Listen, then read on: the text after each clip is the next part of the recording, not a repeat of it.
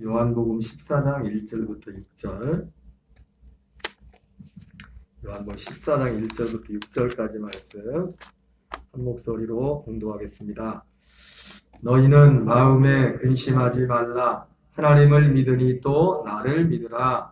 내 아버지 집에 갈 곳이 많도다. 그렇지 않으면 너희에게 일렀으리라.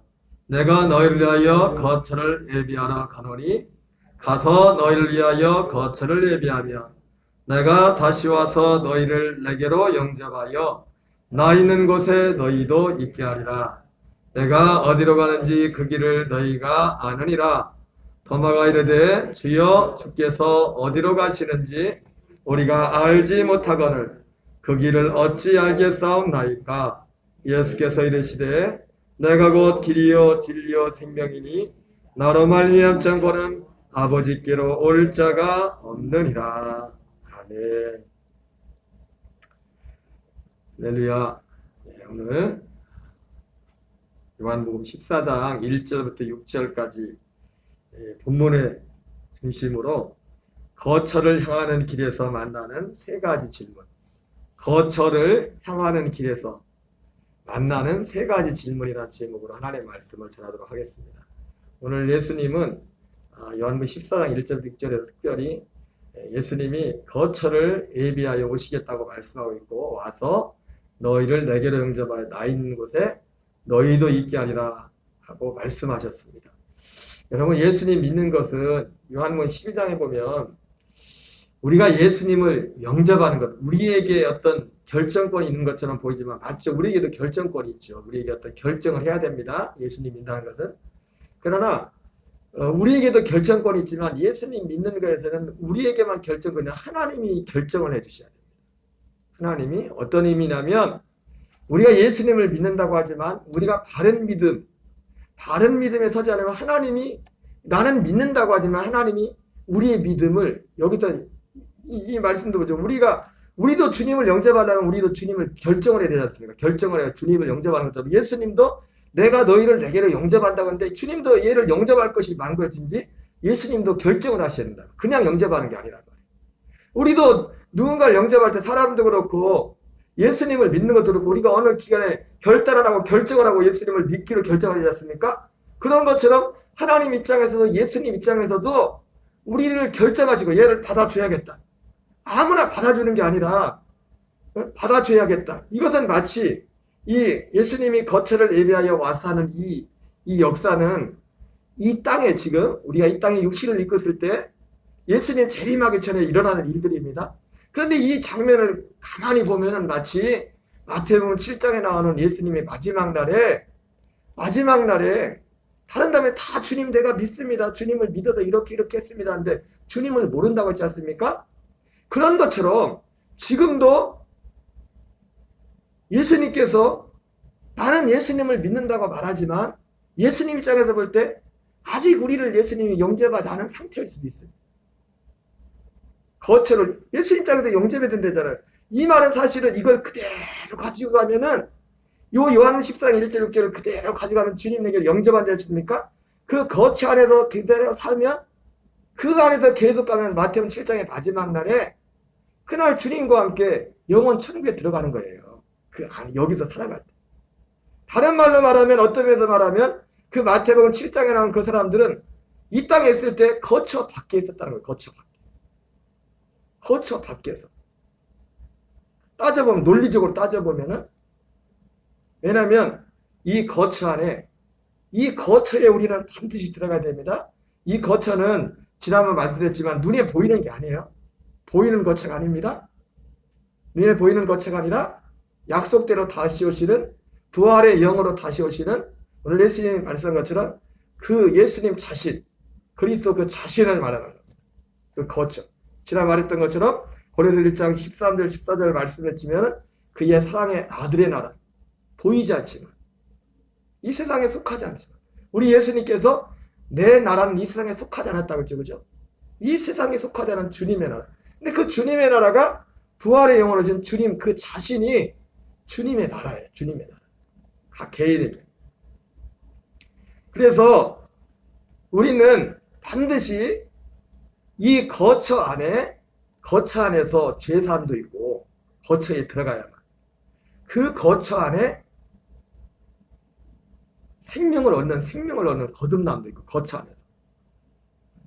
그리고 그 거처 안에 누가 있습니까? 하나님 아버지가 계십니다.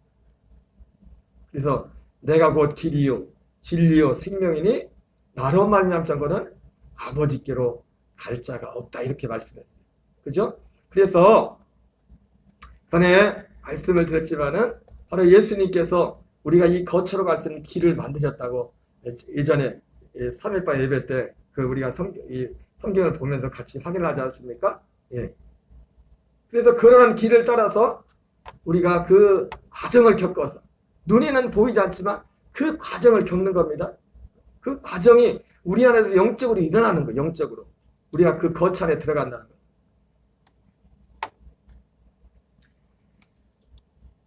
반드시 제사함과 영원한 생명과 또 아버지께로 가려면 이 거처 안으로 들어가야 됩니다. 자, 방금 말씀드렸지만 거처 안에서 무슨 일이 일어나는가? 이 거처는 우리 골로새 1장 13절 14절을 같이 읽겠습니다. 시작.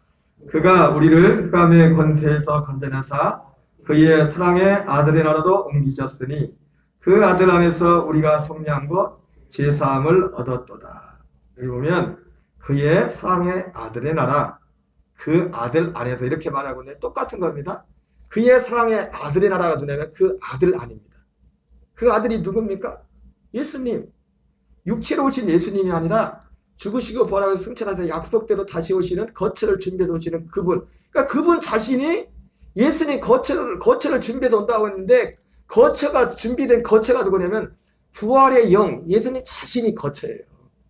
그래서 여기서 그의 사랑의 아들의 나라, 그 아들 안에서 여러분 우리가 이 문맥을 보면 그의 사랑의 아들의 나라로 옮기셨으니 그 아들 안에서 그의 사랑의 아들의 나라로 옮기셨으니 그 아들 안에서 바로 그의 사랑의 아들의 나라와 그 아들이 동일한 겁니다. 동일한.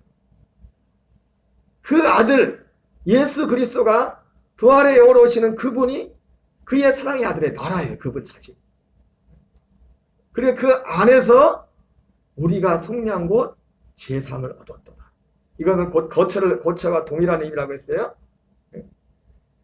바로 그 거처 안에서 제사함이 있어요. 제사. 히브리서에서는 이 거처를 성소로 표현하고 있죠. 히브리서 9장 11절 12절을 같이 읽겠습니다. 시작. 그리스도께서는 장래 존일의 대제사장으로서 홀로 짓지 아니한 것 곧 이 창조에 속하지 않은 더 크고 온전한 장막으로 말미암아 염소와 송아지 필요하지 아니하고 오직 자기의 필요에 원한 속죄를 사 단번에 성소에 들어가셨느니라. 여러분 이 개역 개정이 좀 번역이 잘못됐다고 했죠? 성소에 먼저 들어가서 자기 피로 영원한 속죄를 이룹니다. 자기 피를 가지고 성소에 들어가서 속죄를 이루는 겁니다. 속죄를 이루고 자기 성소에 들어간 게 아니라 개역 개정을 빼고서 모든 번역본은 이 개역 개정을 보면은 속죄를 이루고 성소에 그 다음에 성소에 들어간 것처럼 보이잖아요. 그게 아니라 성소에 들어가서 자기의 피를 가지고 속죄. 그리고 그 예수님의 피로 우리의 죄를 영원한 우리의 죄를 죄사함 받는 우리를 지옥 갈 죄에서 여러분 예수님의 갈보리 십자가에는요 우리의 육체가 받을 저주를 짊어진 겁니다. 육체의 저주를. 육체로 당하는 저주를 육신을 갖고 있는 저주를 짊어진 게 예수님의 십자가라. 갈보리 십자가라. 우리의 영혼의 죄를 그것이 그 갈보리에서 용서하는 게 아닙니다. 우리의 영혼은요 우리의 영혼이 죄사함 받는 곳으로 가야 돼요. 우리의 영적으로 치면은 우리 육체는 예수님과 우리의 저주는 언제 우리 육체의 저주는 언제 사라집니까? 힘을 벗습니까? 예수님의 십자가와 함께 연합해 죽으면 우리 저주는 끝나는 거예요. 육체의 저주는 예수님이 짊어졌기 때문에. 그 다음에 우리의 영이 그 예수님도 그 피를 가지고 성소로 갔잖아요. 예수님이 가진 그 핏길을 따라서 우리의 영혼이 거기로 들어가는 겁니다. 죽고서 반드시 죽어야 됩니다. 예수님의 죽음을 반드시 연합해야 됩니다. 우리가 일자가 죽고 연합하여 그 핏길을 따라 올라가서 그 성소에서 예수님도 거기서 그 피가 우리의 죄를 사는 그 영원한 속죄는 한 번의 한 번의 제사로 영원히 우리의 죄를 사한다지 않습니까? 그 피가 어디에 있냐면 바로 성소에. 아까 앞에서 보면 성소가 뭐예요? 그의 사랑의 아들의 나라. 거기서 속량 속죄가 있대잖아요. 이게 성소예요. 이제 우리의 성소는 어디냐면 바로 거처를 가지고 오시는 아들 그 자신 예수님 자신이 우리의 성소라. 그 안에서 들어가서 거기서 죄사함을 받고, 그러니까 그 거처 안에 들어가면 거처 안에서만 죄사함이 있고, 그리고 새 생명을 얻게 됩니다. 새 생명. 같이 읽겠습니다. 그러므로 우리가 그의 죽으심과 합하여 세례를 받음으로 그와 함께 장사되었나니 이는 아버지의 영광으로 말미암아 그리스도를 죽은 자 가운데서 살리신 것 같이 우리로 또한 새 생명 가운데서 행하게 하려 함이라. 바로 새 생명. 바로 그 안에서 새 생명을 얻는 겁니다. 어떻게 해요? 그리스도의 생명과 하나의 생명이 되는 거예요. 연합 한 생명이 돼요.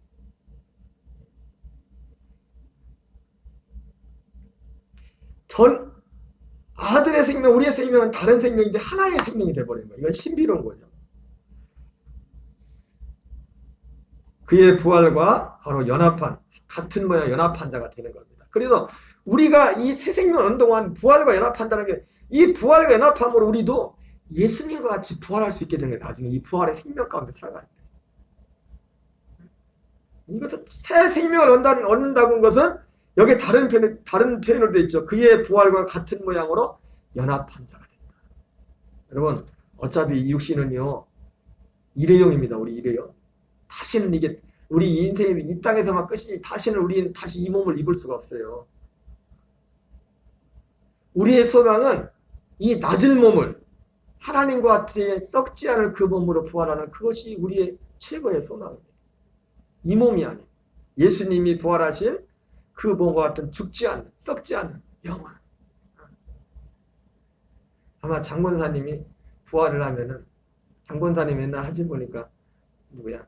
현준이 엄마랑 많이 닮은 것 같아요. 현준이 엄마가 가서 그때 젊었을 때 모습을 제일 젊었을 때, 제일 그냥 반짝반짝거릴 때.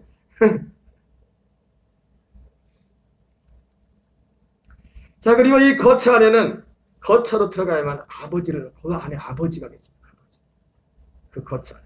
요한복음 14장 6절입니다. 예수께서 이르시되 내가 곧 길이요 진리요 생명이니 나로 말미암 저거는 아버지께로 올 자가 아니라. 우리가 예수님을 통해서 아버지께로 간다고 했는데, 그 아버지께로 하는데 그 아버지가 어디 계시냐? 그 거처 안에 계시다고요. 거처 안에. 아들 안에. 그 거처가 누구예요? 예수님 자신 부활한 그 안에. 그래서 아버지가 아들 안에, 아들이 아버지 안에. 14장 10절 11절 같이 읽겠습니다. 내가 아버지 안에 거하고 아버지는 내 안에 계신 것을 내가 믿지 않느냐? 내가 너희에게 이르는 말은 스스로 하는 것이 아니라 아버지께서 내 안에 계셔서 그의 일을 하시는 것이니라. 내가 아버지 안에 거하고 아버지께서 내 안에 계심을 믿으라.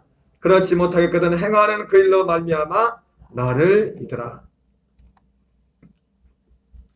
요한복음 14장 19절 20절 같이 읽겠습니다. 조금 있으면 세상은 다시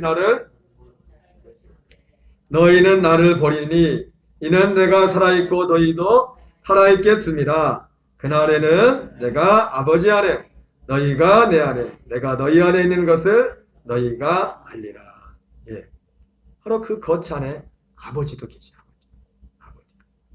그래서 예수님 가진 그 길을 통해서만 우리가 아버지께로 갈 수 있어요. 그러니까 이 길을 통하지 않고 만난 아버지는 이 정상적인 아버지가 절도요 강도. 예수님이 여기서 길이라고 되어 있지만 요한복음 10장에서 뭐 했어요? 나는 문이라고 했지. 문. 우리 요한복음 강의할 때 했죠. 문이라고.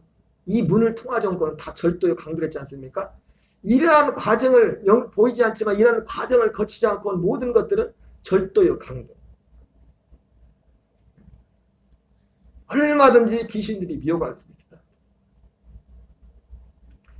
여러분, 우리는 반드시 거처 안에 살아야 됩니다. 거처 안에 가는 길이 무엇인가 알았어요. 그러면 거처를 향해 가는데 중요한 게 거처를 향한 길에서 만나는 세 가지 질문이 있어요. 우리는 이 세 가지 질문에 대해서 분명하게 답을 내려야 됩니다. 첫 번째는 뭐냐? 이것은 하나님이 우리에게 하신 질문이에요. 하나님과 예수님이 우리 인생들에게 한 세 가지 중요한 질문이 있어요. 그 첫 번째가 뭐냐면 내가 어디 있느냐? 내가 어디 있느냐? 이것은 아담과 하하가 선악과를 따먹고 그 동산 그 나무의 숲풀에 숨었을 때 하나님께서 말씀하신 거예요. 창세기 3장 8절부터 9절 같이 읽겠습니다. 시작. 그들이 그날 바람이 불 때 동산에 거리시는 여호와 하나님의 소리를 듣고 아담과 그의 아내가 여호와 하나님의 낯을 피하여 동산나무 사이에 숨은지라 여호와 하나님이 아담을 부르시며 그에게 이르시되 내가 어디 있느냐. 여러분, 하나님이 아담에게 내가 어디 있느냐 물어봤을 때 몰라서 물어봤을까요? 오지사님, 하나님이 여기 보니까 아담과 하하가 죄를 져가지고 숨었단 말이야. 하나님이 그래가지고 여호와 하나님이 아담을 부르면 아담아 그러면서 너 내가 지금 어디 있냐 이렇게 물어봤을 때 몰라서 물었어요? 어디 있는지 하나님이 몰라서 물었을까요? 꼭꼭 숨어라 머리카락 보인다 어디 있냐 그런 거예요? 그런 의미가 아니죠. 너 왜 거기 있냐 지금? 너 거기 어디 있냐? 너 왜 내가 지금 왜 거기 있냐? 넌 지금 거기 있을 자리가 아니야. 내가 있을 자리가 아니야. 여러분, 이 거처를 향하는 길, 거처에 들어가려면 가장 먼저 만나는 질문, 이 첫 번째 질문에서 먼저 답을 내리지 못하다면 거처에 있을 수가 없어요. 갈 수가 없어요. 이게 첫 번째 관문이에요. 교회를 10년, 20년, 30년 다녀도 이 질문에 대한 분명한 답을 내야 돼. 내가 지금 어디 있느냐? 전도서 5장 19절 20절 같이 읽겠습니다. 시작. 또한 어떤 사람이든지 하나님의 재물과 부유를 그에게 주사 능히 누리게 하시며 제 몫을 받아 수고함으로 즐거워하게 하신 것은 하나님의 선물이라. 그는 자기의 생명의 날을 깊이 생각하지 아니하리니 이는 하나님이 그의 마음에 기뻐하는 것으로 응답하심이니라. 여러분, 우리가 하나님 앞에 하나님 밖에 있다, 교회 밖에 있다가 교회로 나올 때 대부분 열의 아홉은 인생의 문제를 당해서 옵니다. 문제를 만나다. 그죠? 근데 문제를 만나서 오는데 문제가 뭐냐면 처음에 그 문제 때문에 인생의 문제 때문에 오는 것은 지극히 당연한 것이고 지극히 정상적인 겁니다. 그러나 그것이 하나님께 나온 것이 처음부터 끝까지 그 인생의 문제 때문만 하나님께 온 거라면 아직 그 사람은 첫 번째 질문에 답을 못 내린 거예요. 이 사람은 아직 하나님께 왔지만 그의 삶의 자리는 어디입니까? 하나님이 부르고 예수 이름을 부르는 것도 이 땅의 일 때문에 하나님의 일을 부르는 것뿐이에요. 이 땅에서 뭔가 좀 더 잘 되고 유익해서 왜? 근데 실제로 하나님께 왔을 때 하나님께 그런 도움도 받고 문제계를 받았기 때문에 하나님이 그래서 참 이 첫 번째 관문 교회를 다니지만 이 첫 번째 질문에 대해서 분명한 답을 내린 사람들이 의외로 또 많지도 않습니다. 사실 어떻게 보면 이 첫 번째 질문에 대한 답이 제일 중요할 수도 있어요. 그는 자기의 생명의 날을 깊이 생각하지 아니하리니 이는 하나님이 그의 마음에 기뻐하는 것으로 응답하십니다. 아담아 내가 어디 있느냐?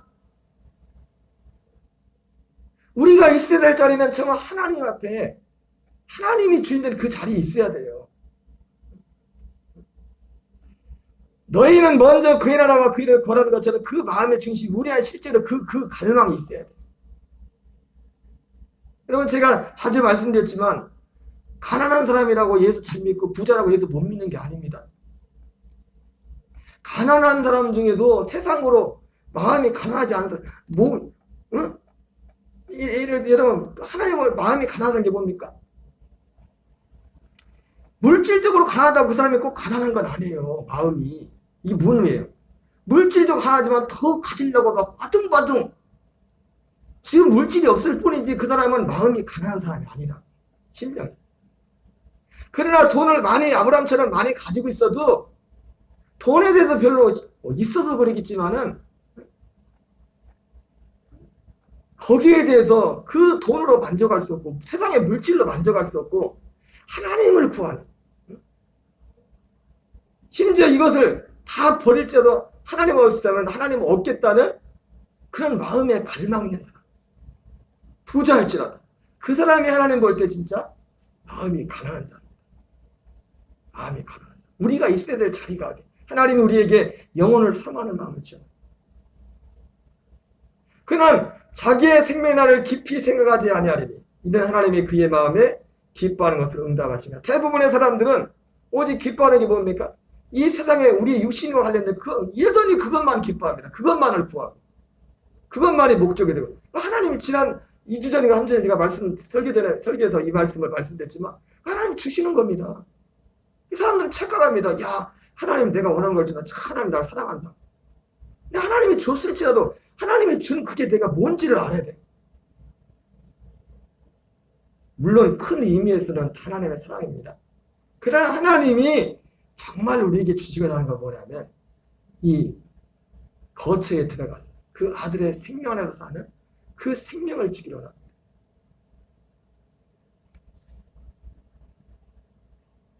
여러분 이거를 참 분별해야 됩니다. 구분을 해야 돼요. 구분을. 시편 106편 13절 15절 같이 읽겠습니다. 시작. 그러나 그들은 그가 행하신 일을 곧 잊어버리며 그의 가르침을 기다리지 아니하고 광야에서 욕심을 크게 내며 사막에서 하나님을 시험하였도다. 그러므로 여호와께서는 그들이 요구한 것을 그들에게 주셨을지라도 그들의 영혼은 쇠약하게 하셨도다. 예. 하나님께서 우리의 요구한 것을 줬다고 했죠. 그죠? 앞에 나온 것 요구한 게 뭡니까? 그의 마음에 기뻐하는 것을 줬다는 겁니다. 그 사람 하나님이 기뻐하는 게 아니라 그 사람이 좋아하는 거. 여러분 지난번에도 설교 시간에 말씀했지만 부모 입장에서 자녀가 뭔가를 요구할 때 항상 기분 좋은 생각 마음으로 주진 않죠. 그죠? 특히 애들이 철이 없을 때일수록 부모가 기뻐하는 것과 자식이 기뻐하는 게 틀려요. 얘 이거 지금 줘봤자 소용도 없고 이거 별로 유익하지도 않은데 왜 이걸 자꾸 달라고 할까? 근데도 왜? 부모는 준다고. 그리고 특별히 언제 줄까요? 진짜 자식을 생각하는 사람은 또 그러겠죠. 때려서라도 윽박질러서 안 주겠지. 이게 아니란 거야. 그런데 하자 때를 쓰면은 주는 겁니다. 이게 주는 게 로마서 1장에 나오는 것처럼 하나님의 제일 큰 심판이 뭐라고 했어요? 내 마음대로 해라. 여러분 자식 키우면서 신고사님은 한 번도 그런 적 안 했겠죠? 자녀들한테 네 마음대로 해라. 그런 적 없으시죠? 권사님? 안 했을 것 같은데 애들이 말을 잘 들어서 하나님이 제일 큰 심판이 뭐냐면 네 하고 싶은 대로 다 하라는 거예요. 네 하고 싶은 대로. 이 말씀이 하나님이 그의 마음에 기뻐하는 것으로 응답하십니다. 이 말이 이 앞에 문장에 그는 자기의 생명을 깊이 생각하지 않는다. 이 말과 매체 뭐냐면 네 하고 싶은 대로 다 하라는 거예요. 시편 106편도 마찬가지. 그러나 어떻게 해요? 그들의 영혼은 쇠약하게 하셨다. 그들의 영혼. 육신적으로는 다 줬는데 그들의 영혼은 쇠약하다. 여러분 진짜 우리가 성령 충만한 사람일수록 느끼는 게 뭐냐면 육신이 잘 되는 건 더 감사한데 지나치게 너무 인생이 잘 돼버리면 여러분 솔로몬이 인생이 너무 잘 돼버려서 망했잖아요. 진짜 믿음의 사람은 인생이 너무 잘 풀려도 긴장한다. 더 무릎 꿇게 이러다가 내 영혼을 뺏길 수 있거든. 내 영혼. 누가복음 12장 16절 21절에 그날 한 주인공이 나옵니다. 이 사람 역시 아담에게 내가 어디 있느냐 물었는데 지금 있어야 될 자리에 있지 못하는 겁니다. 누가복음 12장 16절 21절 같이 읽겠습니다. 시작. 또 비유로 그들에게 말하여 이르되 한 부자가 그 밭에 소출이 풍성하매 심중에 생각하여 이르되 내가 곡식 쌓아둘 것이 없으니 어찌할까 하고 또 이르되 내가 이렇게 하리라. 내가 곡간을 널고 더 크게 짓고 내 모든 곡식과 물건을 거기 쌓아두리라. 또 내가 내 영혼에게 이르되 영혼아 열에 쓸 물건을 많이 쌓아두었으니 즐거워하자 하리라되 하나님은 이르시되 어리석은 자여 오늘 밤에 내 영혼을 도로 찾으리니 그러면 내 준비한 것이 누구의 것이 되겠느냐 하셨으니 자기를 위하여 재물을 쌓아두고 하나님 기대하여 부여하지 못한 자가 이와 같으니라. 여러분, 이것이 바로 아담에게 하나님이 네가 지금 어디 있느냐 물어봤던 가장 전형적인 현대 하나님을 떠나 숨어있는 나무 그늘에 숨어있는 사람들의 전형적인 모습이에요. 여기에 있으면 안 돼. 여기. 근데 가만히 보세요. 대부분의 사람들이 이 교회에 나오는 분들도 이 생각으로 살고 있어요. 이 생각으로. 이 생각으로. 이 생각이 지배하고 있다고. 이 생각이. 그 사람은 아직 거치 안에 들어오지 못하더라고요. 거치 밖에 있는 사람이라고. 이 하나님의 말씀에 비춰버려.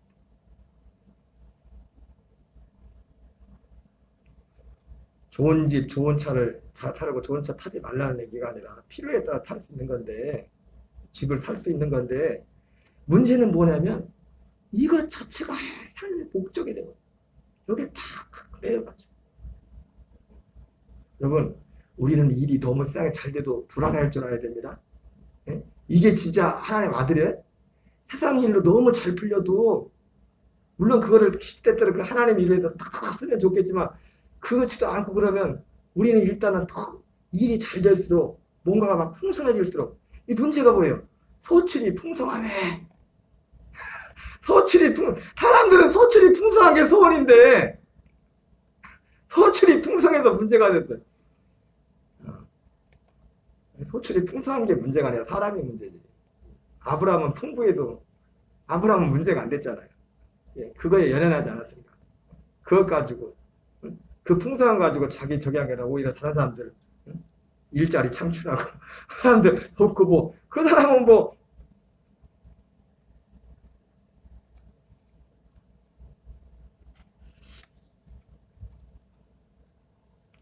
에레미야가 3장 33절 36절 같이 읽겠습니다. 시작. 주께서 인생으로 고생하게 하시며 근심하게 하심이 본심이 아니시로다. 세상에는 모든 갇힌 자들을 발로 받는 것과 지연자의 얼굴 앞에서 사람의 재판을 웃게 하는 것과 사람의 성사를 억울하게 하는 것은 다 주께서 기쁘게 보시는 것이 아니로다. 여러분, 이게 예레미야가 하는 이스라엘 백성들이 바벨론 포로 갔을 때 한 말씀인데 사실은 우리의 삶에 고생이잖아요. 인생 삶 자체가. 그죠? 그리고 예수님 믿는다고 하는 사람들 삶에도 사실 고생이고 문제가 많아요. 아픔이 있을 때도. 근데 하나님이 그게 본심이 아닌데 우리를 그런데 그런 세상에 살게 합니다. 왜? 우리의 마음을 이 거처로 이끌기 위해서.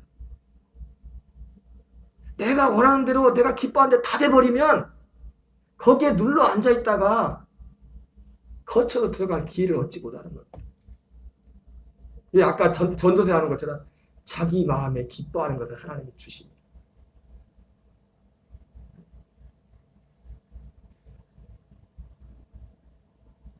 여러분, 그런데 오해하지 마세요.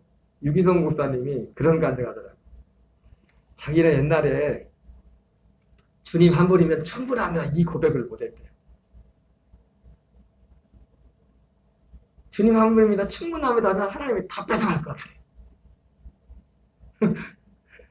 주님 한 분이면 충분합니다 하면 다 뺏어갈 것 같더래요.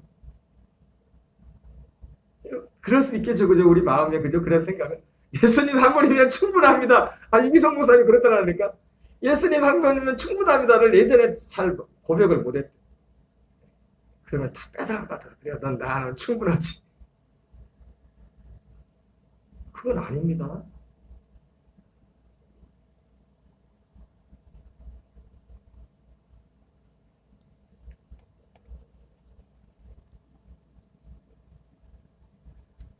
주께서 인생으로 고생하게 하시며 근심하게 하심이 본심이 아니시로다.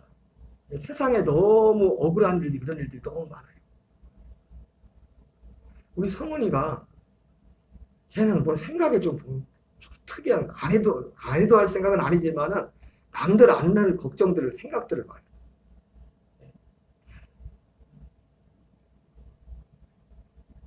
하나님이 너무 불공평한 것 같아.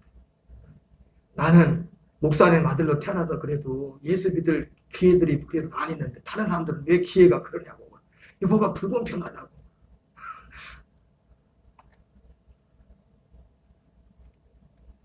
참 우리가 인생사를 이렇게 우리는 깊이 저도 안 왔지만은 진짜 어렵고 진짜 말로 없는 그런 정말 고난을 당한 사람들 참 많죠, 그죠? 우리도 진짜 미처 생각도 못하는.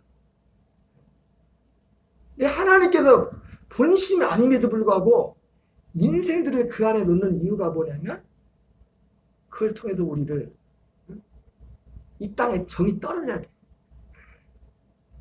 이 땅에 정이 희한한 게 뭐냐면 이 땅에 정이 떨어지고 주님 앞에 딱 정 붙이면 이 땅의 것을 딱 버린 것 같은데 다음에 또 하나님이 또 이 땅을 살아갈 것 또 주셔요.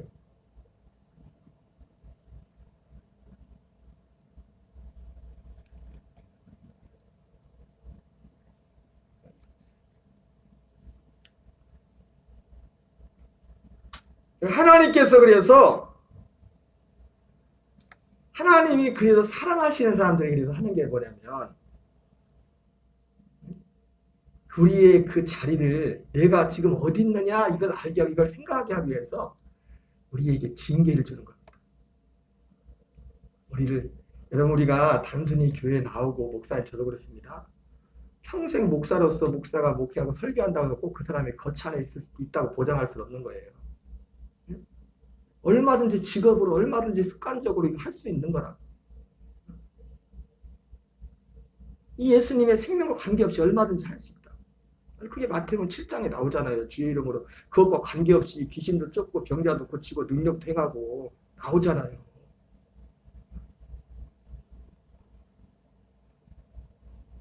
바로 하나님의 오직 목적은 우리를 영원전부터 예정하셨던 그리스도 예수의 우리를 택정하셔서 그 아들 안에 살도록 하는 인생으로가 아니라 하나님의 아들들로 살도록 하게 하는 그 목적으로 우리를 보내셨다는 거예요. 사람들이 이 세상에 육신을 입고 와서 육신의 것에만 보이는 것만 해가지고 그걸 생각하지 않아요. 생각하려고 안 해요. 하나님이 많은 경우에는 그걸 이렇게 내 좋은 대로 해라. 너 좋은 것들 해. 좋은 걸 줄게. 구하면 주고 받고 이렇게 하십니다. 하나님께서 정말 사랑하는 사람들 그들에게 징계를 할 징계. 너 지금 어디 있냐? 하나님 징계가 뭐냐면 징계가 하나님이 우리 인생 가운데 징계하는 모습들이 그러니까 그것이 뭐예요?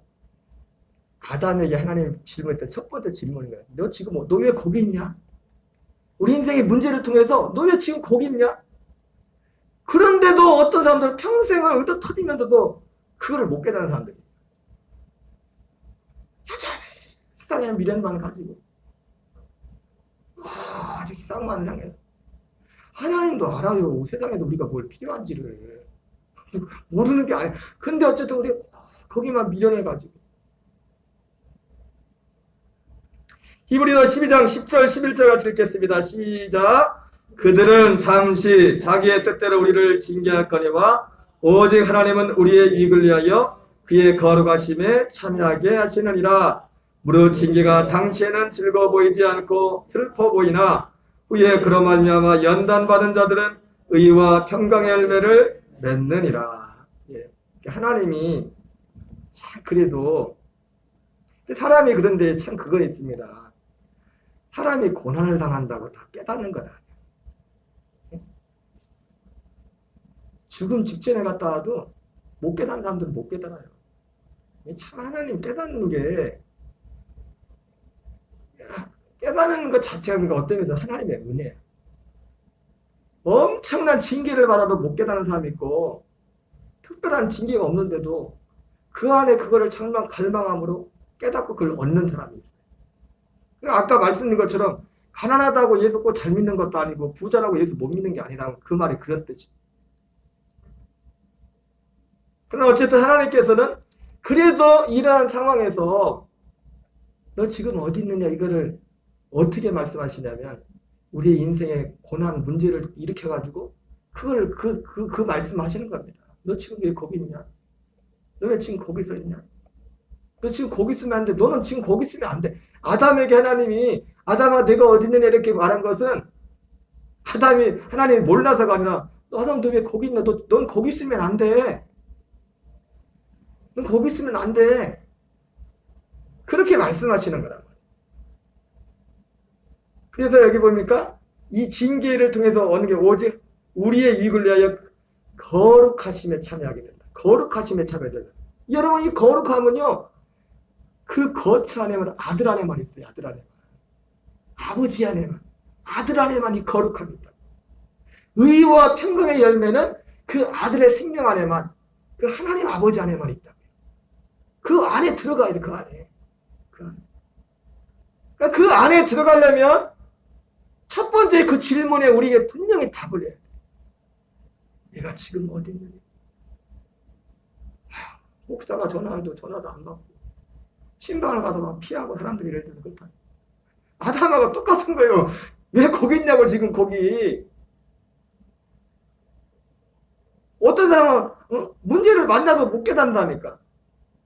하나님이 그래서 사랑해가지고 어떤 문제를 이렇게 해가지고 말씀을, 그 하나님이 사실은 어떻게 보면 목사의 설교보다 하나님이 진짜 중요한 것들은 교회 밖에서 일어나요. 하나님 교회 밖에서 역사하신다. 교회 밖에서 말씀한다고. 여러 사건을 통해 가지고. 그 사건은 하나님 말씀하시는 거예요. 우리에게 사건을 통해서. 그래서 참 감사한 겁니다. 전도서 12장 13절 14절 같이 읽겠습니다. 시작. 이 일의 결국을 다 들었으니 하나님을 경외하고 그의 명령들을 지킬지어다. 이것이 모든 사람의 본분이니라. 하나님은 모든 행위와 모든 은밀한 일을 선악간에 심판하시리라. 여러분, 거처로, 주님이 거처를 준비해서 내가 와서 너희를 내게로 영접한다고 했는데 아까 말씀했죠. 이게 우리 입장에서는 우리가 결정하는 것 같지만, 우리의 결정도 중요하지만 예수님이 결정해 주셔야 된다고. 예수님이 우리를 영접할 걸 결정해 주셔야 된다고. 그 안으로, 처사 안으로. 근데 그 결정을 할 때 첫 번째 질문에 대해 분명히 답을 해야 돼. 네가 지금 어디 있느냐? 내가 지금. 아담아, 내가 지금 어디 있느냐? 여전히 그 누가복음 12장은 부자와 같이 자기에 대해서는 부유하고 하나님께 대해서는 부유하지 못하고 어디 있다. 그 상태에서는요, 그 처소에 들어갈 수가 없어요. 그렇죠. 그 모든 것이 주님 십자가에서 함께 장사 지내고 죽고, 그럼 그 거처에 들어가서 거기서 죄사. 그 다음 단계가 이게 어떻게 보면 세 가지 질문이 나오는데 오늘 여기까지만 할게요. 첫 번째 질문. 어떻게 보면 첫 번째 질문이 제일 중요해요.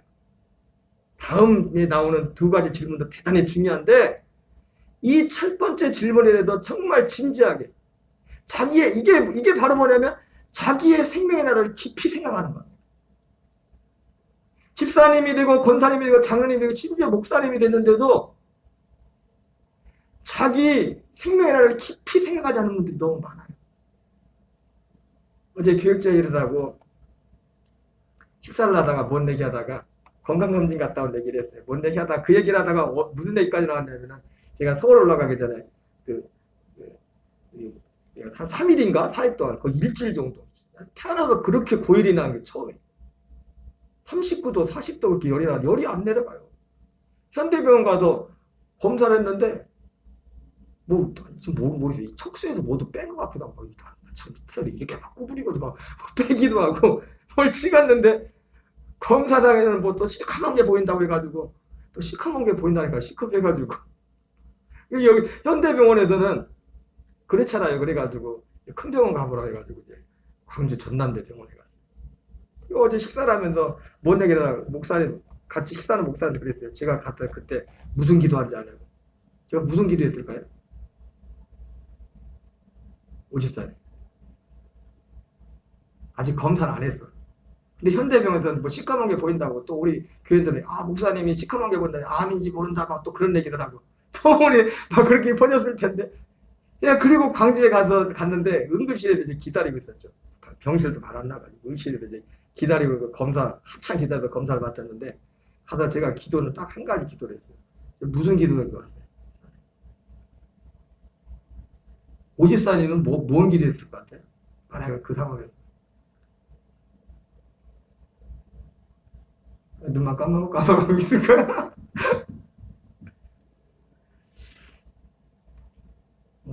좀 이상한 게 고쳐달라는, 아직 물론 검사도 안 했는데 일단은 듣고 온 게 있잖아. 그러니까 사람이 시커먼 게 보인다고 하고 또 열도 한 39도, 40도 일주일 동안 떨어지지도 않고 3, 4일 동안 39도, 40도에 떨어지질 않아요.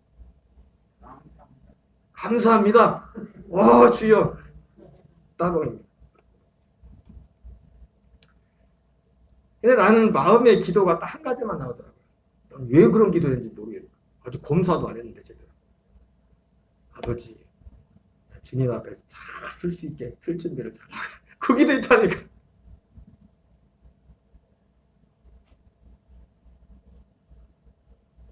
자기의 생명의 날을 깊이 생각하지 않아.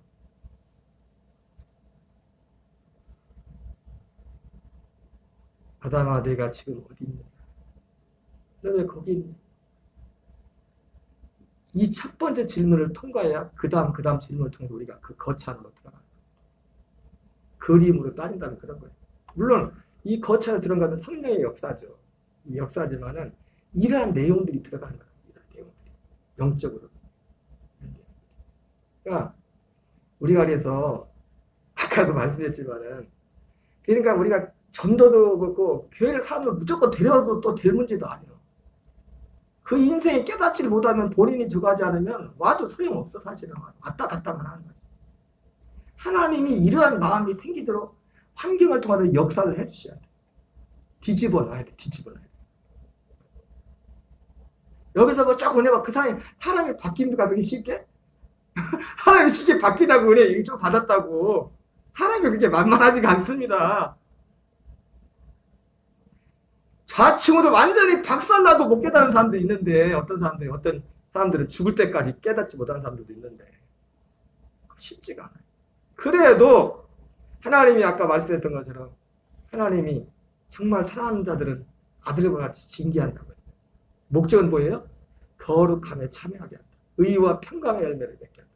여러분, 그 거룩함과 의와 평강의 열매는요, 정말 영적으로 보면 이 질문을 정말 자기 생명의 날을 깊이 생각하고 이 세상 것에 대한 미련을 버리고, 그렇다고 여러분 예수 믿는 사람들이 이 세상 것 미련을 버리고 아무 일도 하지 말라는 얘기가 아니에요. 예수 믿는 사람은 더 열심히 일해야 돼요. 더 부지런해야 되고. 근데 부지런히 일하는 목적이 다르지, 이제는.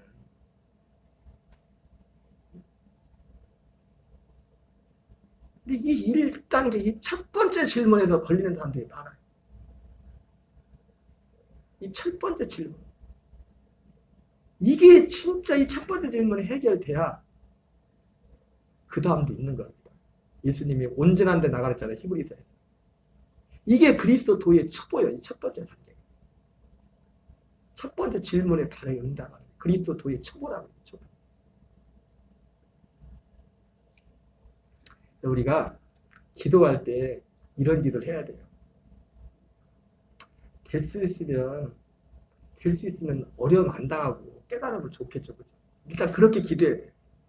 그러잖아요. 가까운 가정의 애들이 예수 믿어야 되는데 안 믿으면 하나님 사랑하면 때리시라고 할 때 때려서 맞고면 너무 아프잖아요. 하나님이 자연스럽게 이 마음의 어떤 그런 것들, 이 기도로 하나님이 역사해요. 목사님 설교보다 택시기사가 능력이 있다고 그러잖아요. 총알 택시기사가 딱 목사님 설교 시간에 맨날 졸던 사람이 택시기사 딱 총알 택시 타고서는 막 택시 도착할 때까지 기도해요. 잠을 못 자요, 잠을. 하나님이 교회 안에서 역사하는 거 봐서 어떤 면에서 보면 진짜 중요한 역사는 교회 밖에서 역사하시고, 우리가 교회 밖의 일들을 기도를 많이 하셔야 돼요. 인생을 살아가는 지금 아담처럼 나무에 숲에 숨어서 지금 주님을 멀리하고 지금 꺼려하는 사람들의 삶에 하나님의 인생을 뒤집어 놓지 않으면 여기를 통과하지 않고는 없어요, 구원이. 그 안으로 갈 수가 없어요. 잠깐 어려움 당할 때는 그거 어려운 거 어떻게 모면해보려고 하나님 붙잡지, 이것 때문에 붙잡는 게 아니잖아요. 이거 모면해버리, 그것도 이 땅의 문제 때문에 지금 하나님을 붙잡는 거잖아요. 오직 목적이. 그것도 이제 딱 없어지면 괜찮아지면 이제 또 가는 거예요. 그거는 말짱 도루묵이에요. 말짱 도루묵. 말짱 도루묵. 찬양하고 기도하겠습니다. 하나님은 정말 우리에게 가장 좋은 것을 준비하신 분입니다. 근데 사람들이 그걸 구하지 않아, 원치 않아요. 그리고 유기성 목사님처럼 내가 하나님 진짜 제 믿으면 하나님 맞을 때 그걸 다 뺏어갈 거죠. 왜 뺏어가 하나님? 내가 자꾸 붙잡고 막 있으려니까 하나님 뺏어가는 거지. 인생에 이것 막 계속 붙잡고 하나님 안 쳐다보니까 뺏어가는 거지.